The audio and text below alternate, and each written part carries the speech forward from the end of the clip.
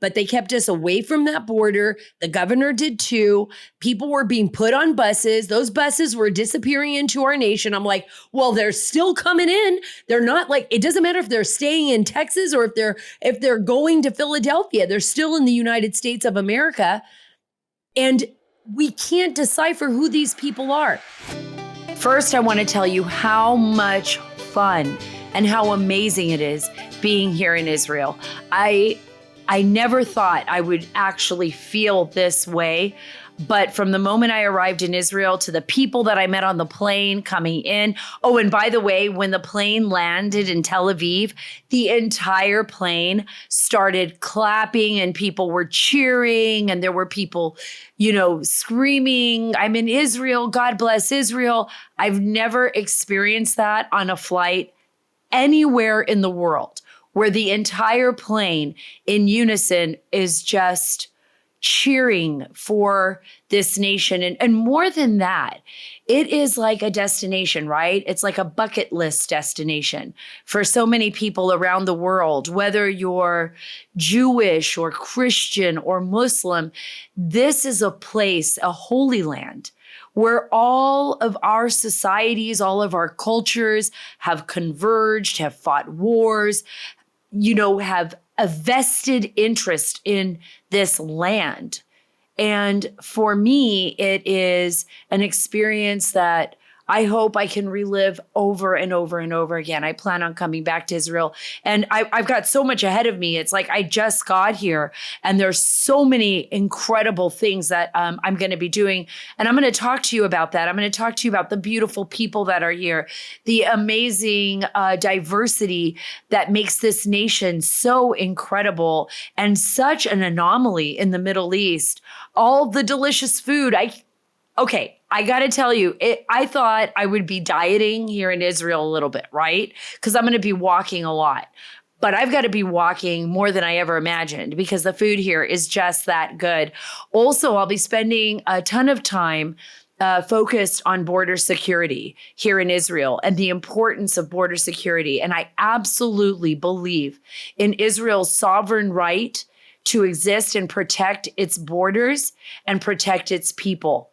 And I believe we should feel the same way about our nation, that we should be as adamant at protecting our children from the horrors of what we're witnessing at the southern border. I'm going to talk to you about that and so much more as I continue my travels here through Israel. And we're going to do full episodes, folks. Full episodes on Israel and focus in on that. But for right now, we're going to wrap up with Michael Yon because it is about our borders. It is about our security. I'm tying in both our great nation, the great nation of Israel, as well as the eyewitness accounts of what is happening in Central America and Mexico and South America, frankly, for that matter, with the migration that is moving towards the U.S. southern border. And what I hope, and I know you'll understand this, is that I'm delivering you information directly from the front lines. This is information that you will find nowhere else but here on the Sara Carter Show with the great Michael Yon, who is a world-class reporter, a national treasure, in my opinion, and knows, I'm telling you, more than anybody else in the world about what is actually happening. And it's far more sinister, far more nefarious than what many people realize. So I have one more episode ready for you today while I'm away, and I hope you really enjoy it. First, let's talk about Allegiance Gold. I love Allegiance Gold. Thank you so much, Allegiance Gold, for being a sponsor of the Sara Carter Show. And right now, I know you've heard me say this before, and I'm going to say it again. You can get $5,000 of free silver on a qualifying purchase when you tell them that Sara sent you. I want you to think about this for your family and for your future and for your financing. You really need to diversify. You really need to protect your family. We've seen what's happened with the banks in America and the woke brands that have pushed people out of their own banking systems. We saw what happened in Canada with the truckers during COVID. This is very real, very serious. You need to protect your family. Don't just trust me. Do your own research. Research into Allegiance Gold. You will not be disappointed And right now you can get $5,000 of free silver, like I said, on a qualifying purchase when you tell them that Sara sent you. So don't wait. Call or click today, 877-702-7272. That's 877-702-SARA, SARA. Or go to protectwithsara.com. We can't control the Biden administration, folks, but we can prepare. 877-702-7272. That's 877-702-SARA, SARA, or protectwithsara.com. And in case you missed the first two parts of my conversation with Michael Yon, please go back and listen to them. They are vital. They are important. They will open the door.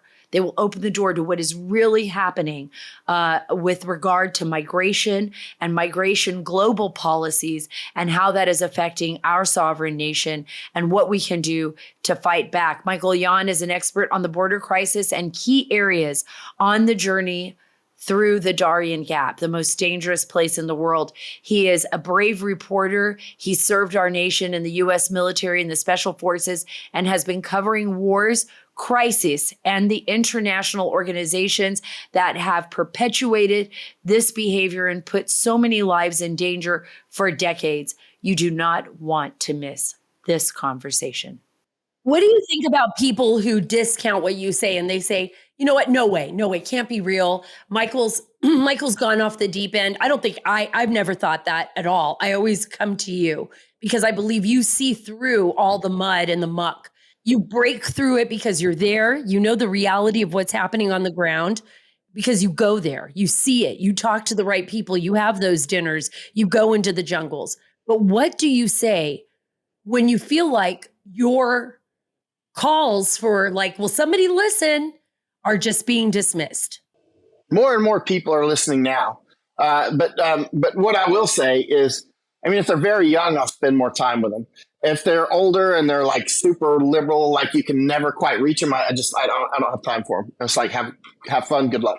You know what I mean? Yeah. But if there's somebody that I think just needs to see the light out, and first of all, my credibility is important, or they won't listen to me, obviously. So I'll say go back and read a dozen random things that I published at least 10 years old, right? And then that way we've had 10 years to figure out if I was right or wrong. Just pick, I won't tell you which ones to read. Just pick a dozen random things that are at least 10 years old, like my Afghanistan work, and tell me read anything randomly that I wrote about Afghanistan when I was in the wars, and then how did it play out? Or Iraq, or Thailand, or Japan with their relations with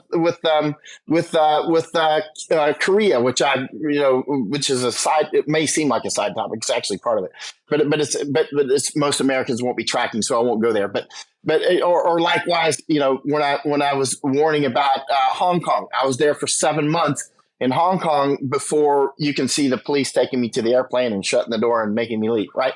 So I mean, I've been at these spots around the world perpetually for year after year after year. This is my office, right? Do you ever get worried, Michael? Do you ever get worried? I worry for you sometimes. People used to worry for me, but I'm more worried for you. Do you ever worry because you really are dealing with I'm not talking about the indigenous. I've dealt with, in Afghanistan, people used to say I was crazy because I would just go out with my sources, my Afghan sources and ride through Mazar, go up to Mazar Sharif, go to Panjshir, do all the same things you did. But do you ever worry, like when you're dealing with, China and you're dealing with Russia, when you're dealing with the expansion of global powers and, government institutions in South America, do you ever worry for your life? Well, I mean, as you know, I spent years in combat, not just a war correspondent, but straight up tons of combat. The New York Times said in 2005 or 6 that the Army told them I embedded with more combat troops than anybody in the entire war. And I was just limbering up at that point. You know what I mean? I've done years of really kinetic combat, unbelievable numbers of firefights and bombings and all that around the world, not just Iraq and Afghanistan, but Thailand. And a lot of people don't realize there was a lot of fighting in Thailand. Oh, yeah. And so, yeah, is it dangerous? There's no way to go to these things in a really safe way. There's just ways to do it in less dangerous ways, right? I accept the risks are real. Yeah, but I mean, you telling the truth, because I think I always accept the risks and I get it. I do too. I mean, I've done a lot of things that I think a lot of women very few women have done, and very few men maybe. But I always wonder, and people have asked me this question, you're up against some of the most powerful people in the world. You're exposing them. You're exposing what's happening in Netherlands. You're exposing what's going on in China.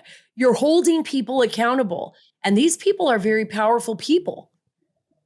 Extremely powerful. And you fully understand danger. I mean, you go to places like you walk on the eggshell yourself. So you know how dangerous this can be. It's just the way it is. If we don't do this, who will? Right. Right. So, how does this brief to God? I just sat down and waited.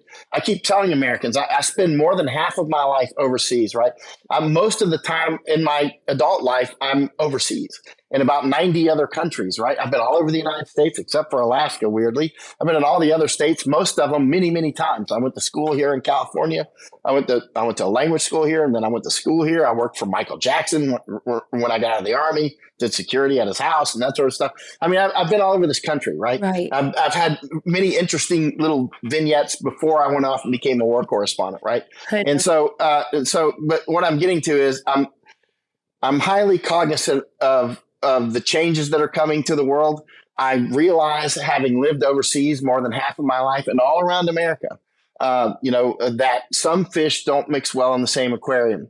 And we're being filled with tens of millions of people, at least 300,000 per month coming in per month, 300,000 at least coming into the United States right now as we speak. As we've been talking, some will have landed behind me on these airplanes that are landing behind me. Literally, some will have landed. Some, I think, are in this hotel. And so, I mean, we're being overrun. This is a weaponized. I was in Tibet. I saw what weaponized migration did there. I saw what weaponized migration did, for instance, in Hong Kong. Year after year, the mainland Chinese were pumping 100 to 150 per day, which is not a lot for the United States, but for little Hong Kong, it was. They did this for many years. And what did they do? The mainland Chinese, Mandarin speakers, Han Chinese, they were coming into the Cantonese speaking Hong Kong. What were they doing? These weren't random people. These weren't restaurant workers. They were going to take jobs in schools as teachers. They were taking over bureaucracy. They were getting into politics. They were selected. They were financed. They were funded to come in and take over Hong Kong. So by the time in June of 2019, I was just getting ready to go to India to do some research there on some issues. And then I saw these several major protests in early June of 2019. I canceled India, went straight to Hong Kong, and I stayed there until they kicked me out. And the bottom line is part of the reason that Hong Kong was taken was a weaponized migration. When I was up in Tibet, part of that genocide, both hard and soft genocide in Tibet, was the Army came in and ran out a bunch of Tibetans. They live in northern India and places like Nepal, where I've been up in northern India and spent a lot of time with them and that sort of thing, in Nepal as well. But another part of it is just a soft genocide, like they're doing in Xinjiang with the Uyghurs, like they do with the Falun Gong, like they do with the Mongolians, like they do with each other, like they did to Hong Kong, like they're getting ready to do to Taiwan. I was just over in Japan on Ishigaki Island. What about now Island. In the United States? Because this is my question. Everyone asks this question. Everyone. It's not just my question. It's like an everybody question. People think about it as, as we look at the border, we're seeing an exponential increase in Chinese citizens, people from China, crossing our border illegally. And I think the numbers were somewhere over 300 and something % increase in some cases. It's got to be more than that. And I think I do too. Yeah. I think it's even more than that. How are the people getting out of China, paying for this incredible journey? What about the PLA? The PLA, aren't they watching them with surveillance? Don't we know the Chinese are always being watched? I mean, are they sneaking out or are they being let out? Well, that's an interesting question, isn't it? Now, there's three major Chinese intelligence operations, let's say agencies, that we need to be concerned about. One is called PS, Public Security. Those are the ones that run the police stations. Like in New York, you saw the arrests, right? Recently, I was at, let's say, 8 months ago or something, I was in Ireland at a police station with actually Masako Ganaha that you met in Hungary. And then we went to one in London. These are Chinese police stations. There, as you know, there's some in the United States and Canada and Australia and Japan, right?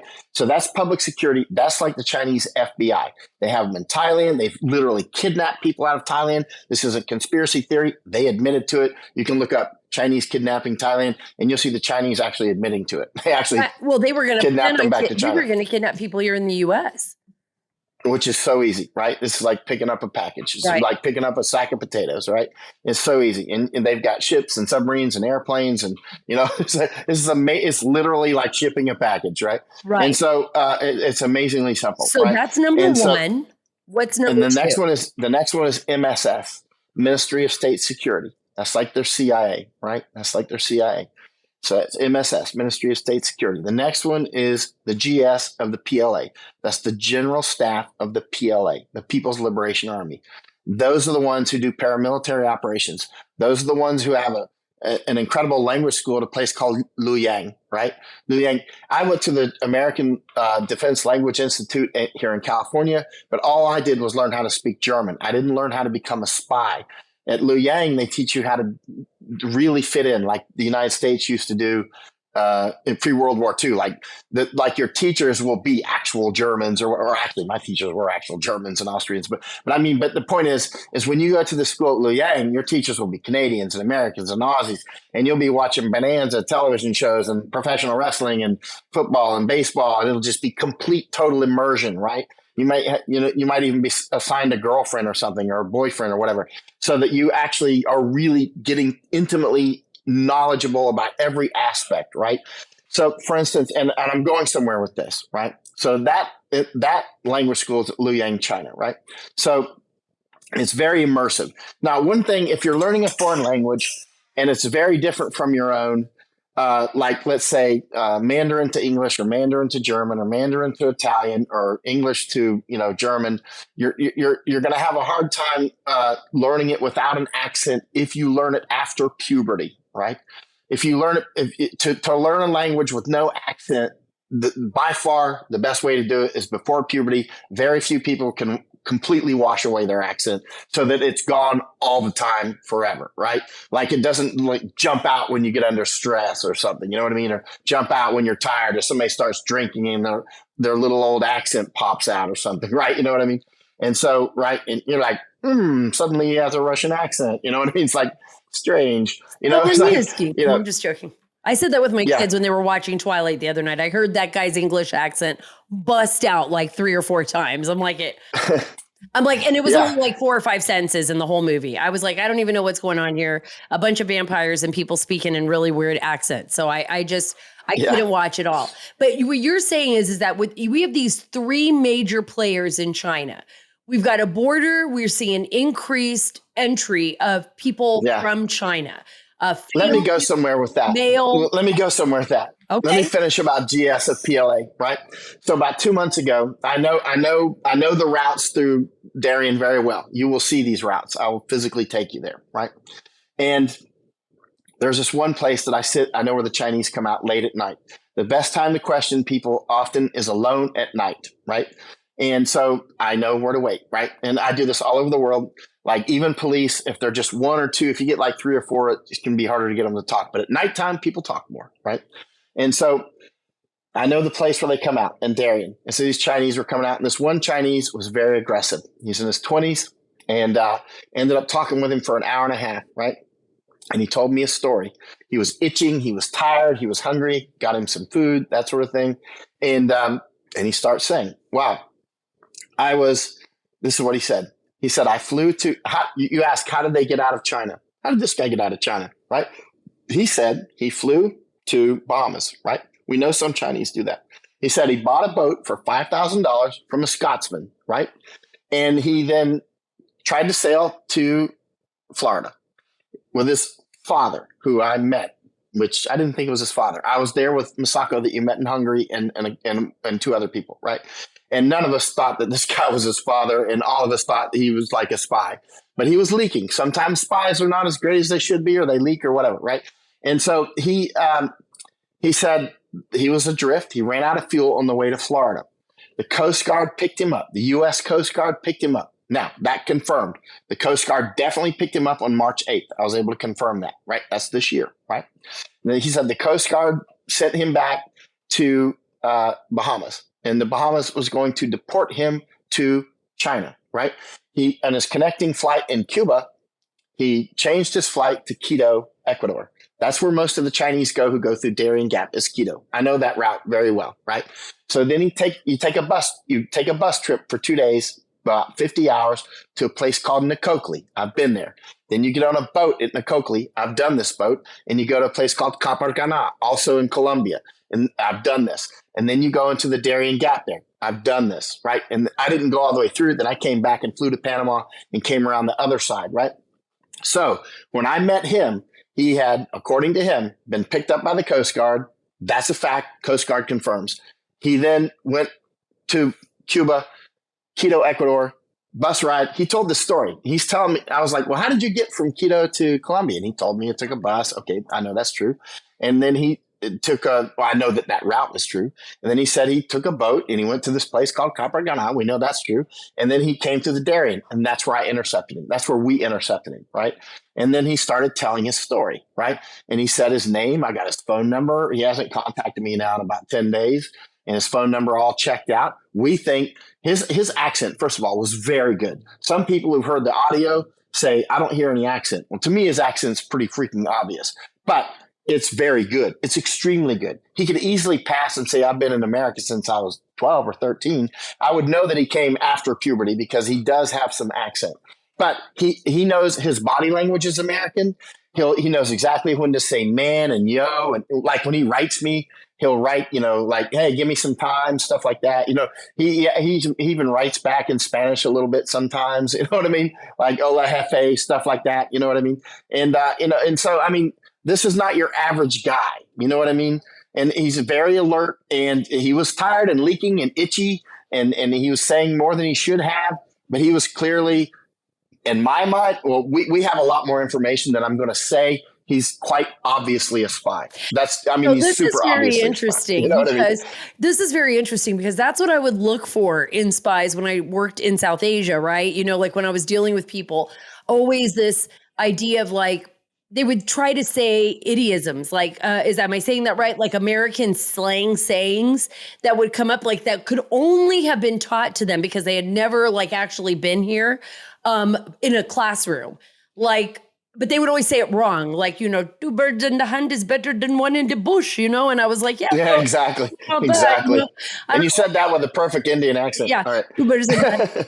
But yeah, exactly. It was a terrible Indian accent, but I'm going to try, but it was always something that would be it would be a giveaway. Like, oh, this guy is not just, he's not with the Ministry of Culture, quote unquote. Exactly. And there's other ways to catch him. There was this one guy on 60 Minutes years ago, maybe 10 years ago, and he was a famous North Korean dissident, right? And he escaped from Camp 14. It was a book, or Escape Camp 21, whatever it was called. He was getting these honorary PhD in some place and traveling the world. He's a superhero. And I watched him on 60 Minutes. It's like a 15-minute episode. And I put on Facebook immediately, this guy's lying. And I said, why? And the reason I did that and took a chance on getting a defamation lawsuit was because I was trying to demonstrate how good I am at this, right? And I said that in the opening sentence or two. I said, I'm taking a chance right now to basically flex my muscles and show you how good I am at detecting this, right? And I gave all these reasons why he's clearly a fraud, right? And people are like, whoa, you called this superhero guy that escaped from Camp 21 or 14 or whatever it is a fraud.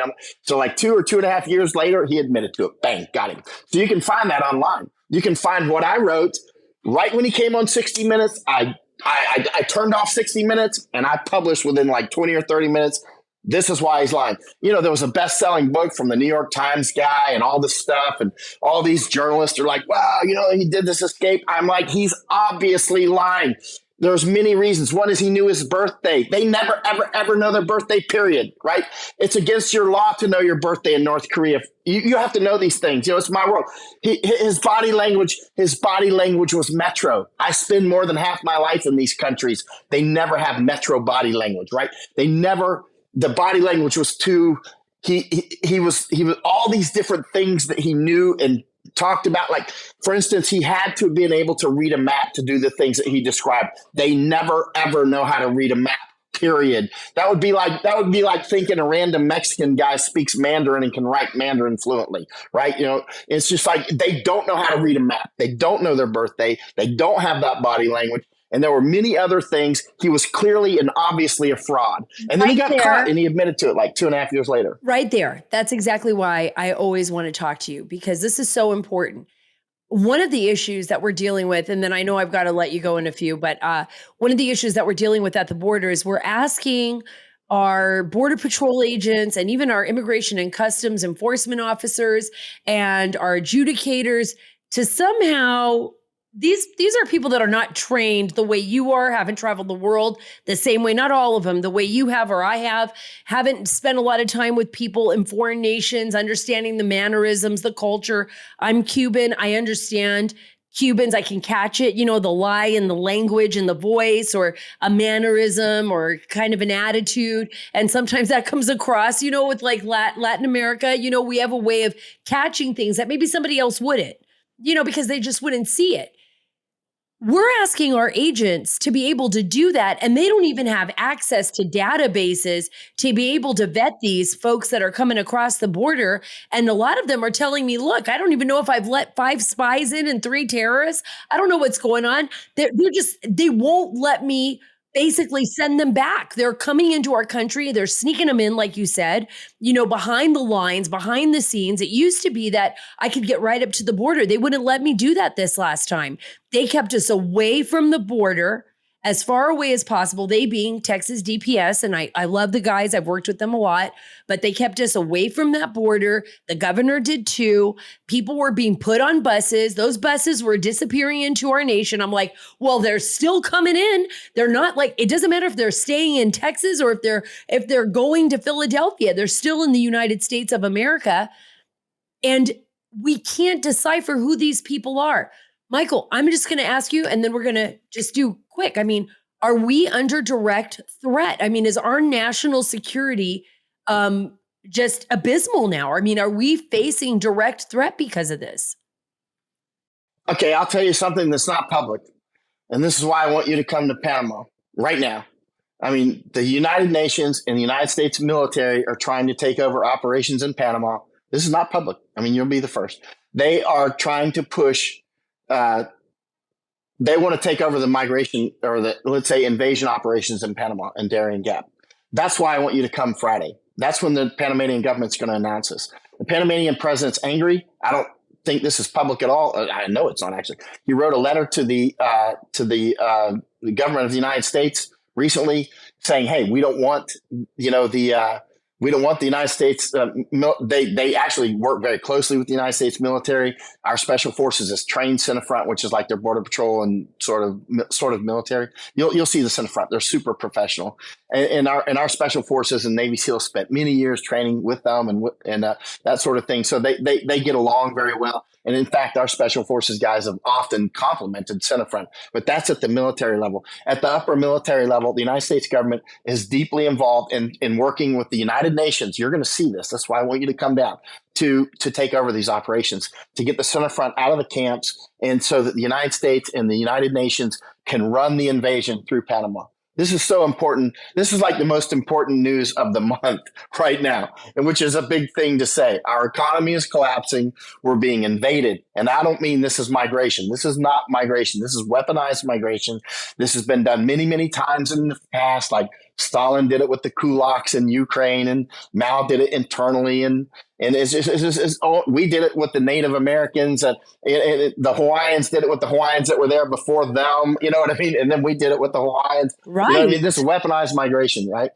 Right. I want to tell you, Michael, I think the work that you do is extraordinary. I think you're a national treasure, not just for the United States, but for the world. And I think that you have always put yourself out on the line just to get the truth to the American people, no matter how hard that truth is, and get the truth out to people all across the globe. I mean, you've helped people in Japan, you're helping people in the Netherlands. You're working diligently to expose corruption all over our planet. And, what's happening now, I think, especially in this day and age where we have, so much disinformation, so much access to, social media that sometimes it makes the water so murky, we don't even know what the truth is. To have someone that can break through all of that and at least give us some semblance of hope and give us some truth is a blessing. So I want to thank you for doing that. I can't wait to see you.